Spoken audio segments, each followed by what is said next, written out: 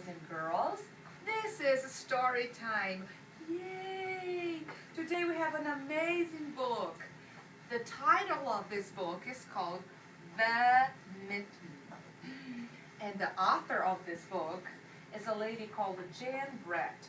What does an author do? Write the book. Wonderful! So this lady is also the illustrator. What does the illustrator do with the book? He draws the pictures. Sometimes he or she takes real life pictures and puts in the book.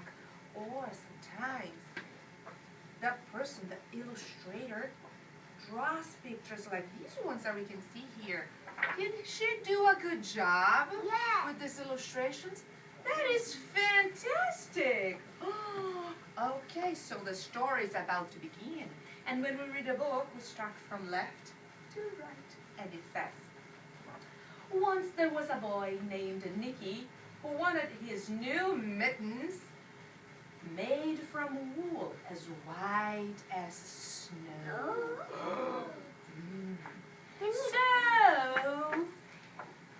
So, what happened? He said, at first his grandmother, Baba, did not want to knit white mittens. Why? Because we'll lose it in the snow. In the snow. And then she said, if you drop one in the snow, you'll never find it again.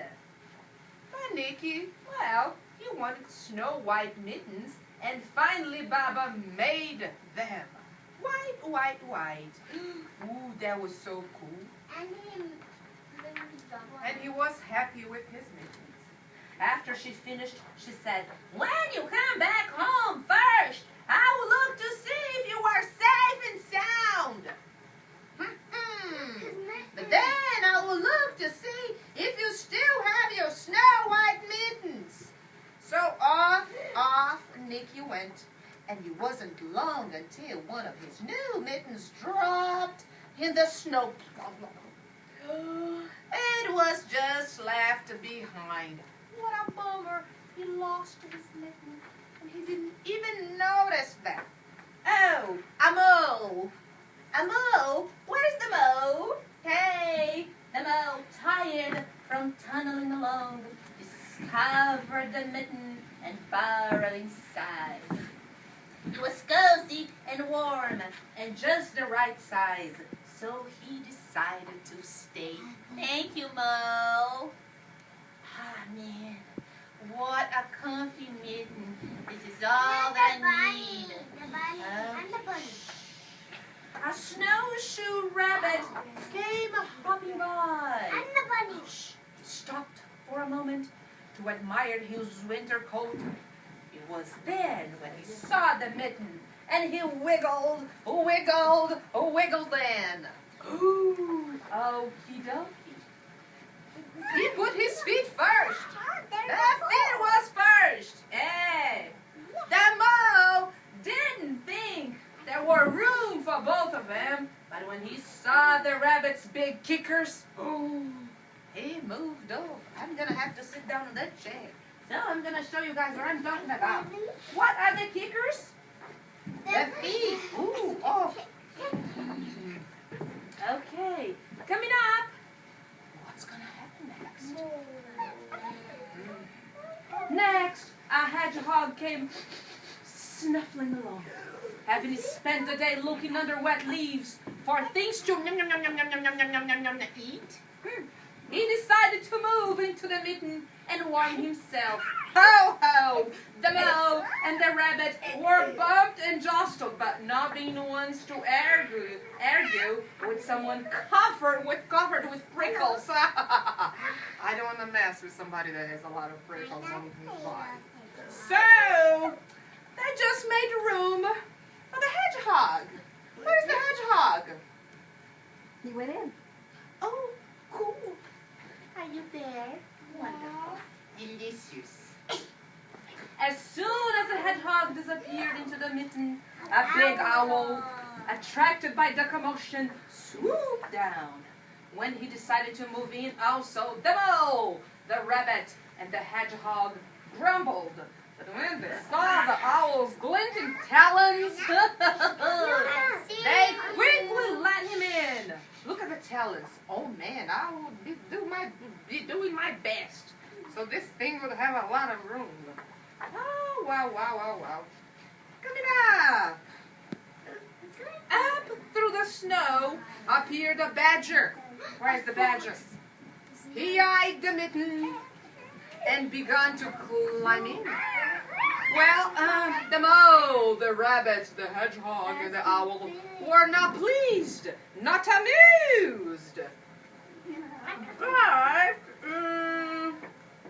when they saw his diggers, they gave him a thumb. Come on. Cool. Look at that. Wonderful. The pictures are amazing. I love these pictures so much. Let's see what animals come. Oh, yeah. It started snowing, but the animals were snug in the mitten. A waft of warm steam rose in the air, and a fox, trotting by, stopped to investigate. Just the sight of the cozy mitten made him feel drowsy. Oh, drowsy. The fox poked his muzzle lip. When the mole, the rabbit, the hedgehog, the owl, and the badger saw his shiny teeth, they gave the fox lots and lots and lots and lots and lots and lots of room.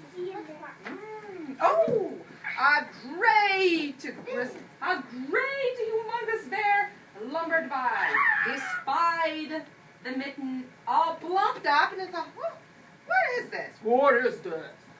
Not being one to be left out in the cold, he began to nose his way in. The animals were packed in the as tightly as could be, but what animal would argue with a bear? I wouldn't. So the mitten swelled and stretched and grew bigger and bigger, and it was pulled and bulged too many times its size. Look, it is humongous now. I want to see if the bear can fit in. But Baba's good mitten held fast. Oh, the animals have to stay in, everybody. It's cold outside, man. Along came a meadow mouse, no bigger than an acorn. She wiggled into one space left and made herself comfortable on the top of the great bear's nose. The mouse is on the bear's nose. Bear, be aware. Okay? Yeah, the bear, tickled by the mouse's whiskers, gave an enormous sneeze.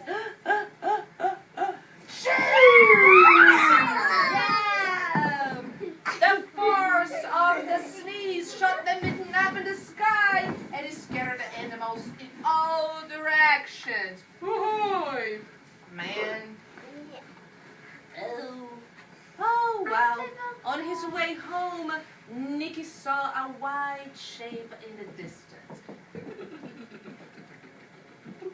It was the lost mitten silhouetted against the blue sky. Lucky boy, he found it. As he ran to catch his snow-white mitten, he saw Baba's face in the window. First, she looked to see if he was safe and sound. And then she saw that he still has his new mitten. You think the mitten now was bigger or smaller than the other one? A lot bigger. Oh my gosh, that fit a bear. Can you believe it? Can you believe it? So now look at the difference. This is the mitten that was lost, and this is the other one. Look how big it is. He's a very lucky boy. He lost his mitten and he found it again. And Baba was very happy, but look at her face. She's puzzled and confused. And she's thinking, what happened to this mitten? Why is it so big? I guess they will never know. The end. Thank you, boys and girls.